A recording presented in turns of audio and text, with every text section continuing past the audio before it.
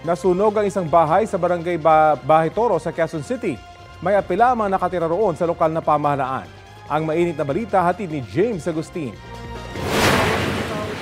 Nagangalit na apoy ang sumiklab sa bahaging ito ng Mindanao Avenue, Corner Catlea Extension sa barangay Bahitoro, Quezon City. Bandang alas 3 sa madaling araw kanina. Ayon sa Quezon City Fire District, umabot ng halos 10 minuto bago tuluyang naapula ang apoy, kaya wala ng alarma na itinasa mga otoridad. 7 fire truck ang rumisponde sa insidente. Natupok ang isang bahay. Inalam pa ng BFP ang sanhi ng apoy. Kwento ng nasunugang residente, nagising na lang siya na malaki na ang apoy.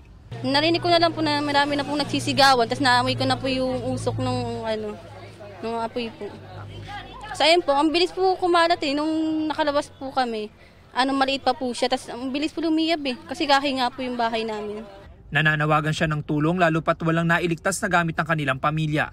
Hindi po namin alam paano po kayo mag-uumpisa ulit kasi wala rin po kaming naisalba kahit ano pong mga gamit po namin talaga.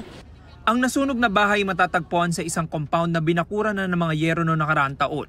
May mga nagbabantay na rin security guard. Sabi ng ilang residente, June 18 pa sila hindi pinapayagan na makabalik sa kanilang mga bahay. Ang ilan sa kanila 3 dekada na raw naninirahan sa lugar.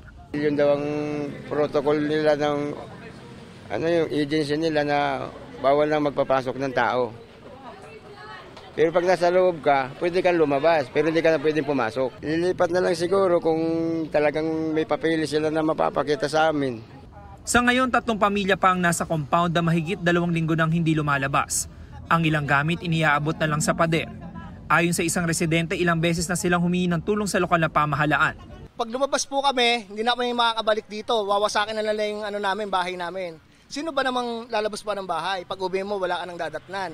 Yung gobyerno ng Quezon City, sana naman tulungan nyo kami.